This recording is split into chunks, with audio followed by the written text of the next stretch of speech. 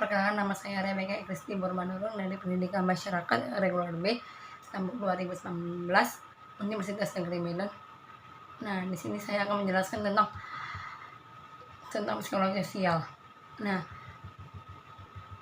jelaskan masalah sulit yang pernah Anda hadapi dalam menjalani perkuliahan maupun interaksi di lingkungan sosial, yaitu adalah salah satu suara tersebut munculnya dari kalangan mahasiswa yang ikut terdampak dan harus melakukan kegiatan belajar dari rumah.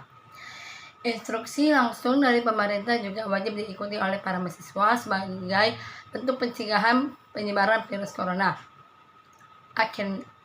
Akhirnya, berbagai alternatif metode pembelajaran seperti pembelajaran secara daring atau online learning pun diterapkan.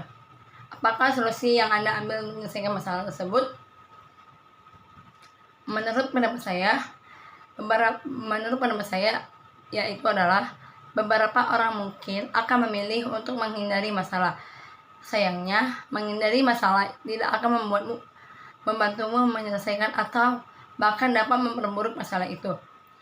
Yang perlu kamu lakukan adalah pertama kali untuk menyelesaikan adalah menghindari masalah yang kamu hadapi di masyarakat ataupun lingkungan yang di sekitar Anda. Yang kedua, ceritakan contoh peran psikologi sosial dalam aktivitas kehidupan Anda sehari-hari. Kedua, kita sering berpikir bahwa yang namanya dunia psikologi adalah dunia yang berkaitan dengan persoalan perasaan, motivasi atau kepribadian dan yang sejenisnya. Dan kalau kita berpikir tentang sosial atau secara umum cenderung memikirkan persoalan kemasyarakatan yang kita hadapi. Misalkan kajian itu kan kajian psikologi itu kan terbagi atas pada persoalan kepribadian, mental, perilaku, dan dimensi yang lain yang ada dalam diri manusia sebagai individu. Misalkanlah kalau kita kan memiliki sosial pribadi. Nah, sosial pribadi kita adalah mengabdikan kajiannya pada budaya dan struktur sosial. Yang keduanya mempengaruhi interaksi perilaku dan kepribadian. Yang kedua, bidang ilmu tersebut bertemu di daerah yang dinamakan psikologi sosial. Yang ketiga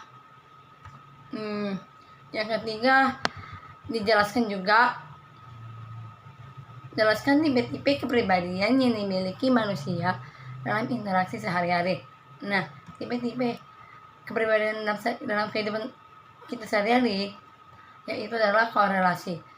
Korelasi itu dikenal sebagai tipe kepribadian yang memiliki semangat dan selalu optimis. Orang dengan kepribadian korelasi juga dikatakan keras kepala dan mudah marah. Nah, mereka juga kerap kali tidak akan sabar dan menyukai keributan hingga pertengkaran yang berujung perkelahian. Nah, di bagian melankolis. Di melankolis, orang dengan kepribadian melankolis sering merasakan kekhawatiran dan mudah menyerah. Nah, kan di dalam melankolis itu kan terdapat juga sih kelebihan melankolis itu kayak mana. Nah, kelebihan melankolis seorang yang analitis dan sangat kreatif. Nah, begitu pula dengan si melankolis, kadang sering meremehkan diri mereka sendiri yang pada kenyataannya diri mereka tidak seperti itu. Flegmatis itu tak suka kekerasan dan selalu cinta damai adalah karakter khas dari orang flegmatis. Flegmatis juga seseorang yang sering menyebarkan kebahagiaan lewat humornya yang jenaka hingga membuat orang lain terlalu bahagia dibuatnya. Nah, di dalam sanguinis, yang terakhir ialah sanguinis. Selalu mendahulukan perasaan daripada pemikiran adalah karakter khas tipe sanguinis, selalu bersemangat dan hangat kepada setiap orang yang ia temui, membuat dirinya dicintai banyak orang akibat keramahannya tersebut. Yang keempat, dijelaskan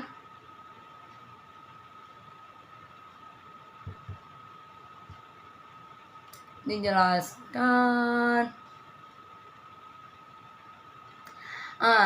Dijelaskan bentuk-bentuk kelompok sosial yang ada di masyarakat. Misalkan bentuk-bentuk kelompok sosial itu adalah kelompok sekunder. Nah, kelompok sekunder itu kan merupakan kelompok yang terdiri dari banyak orang yang sifat dan hubungannya tidak berdasarkan pengenalan secara pribadi dan tidak langgeng. Atau contohnya yang misalkan kita membeli barang, kita mau menjual barang.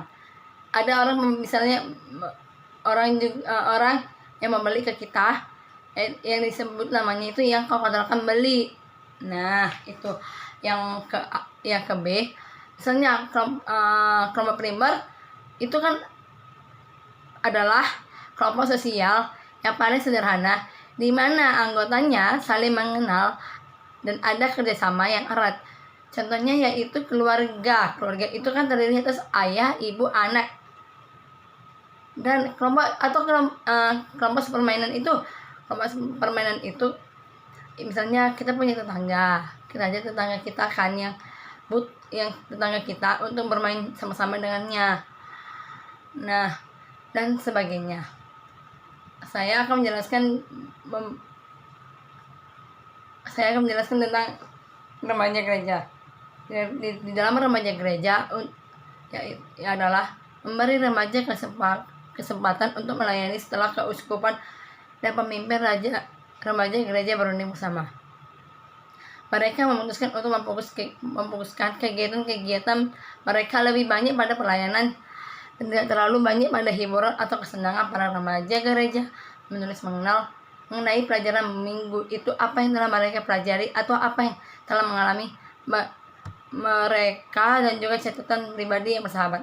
Nah, manfaat dari remaja gereja itu adalah melayani dalam kegiatan pelayanan gereja, menjadi agen bergerak tubuh Kristus yang bertumbuh, menjadi penerus masa depan gereja, menjadi saksi Kristus, atau menjadi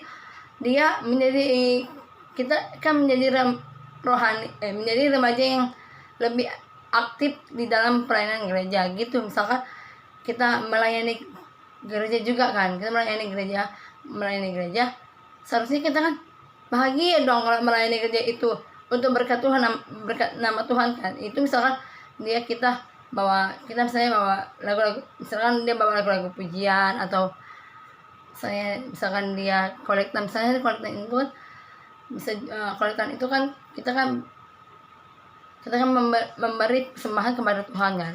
Itu. Terima kasih.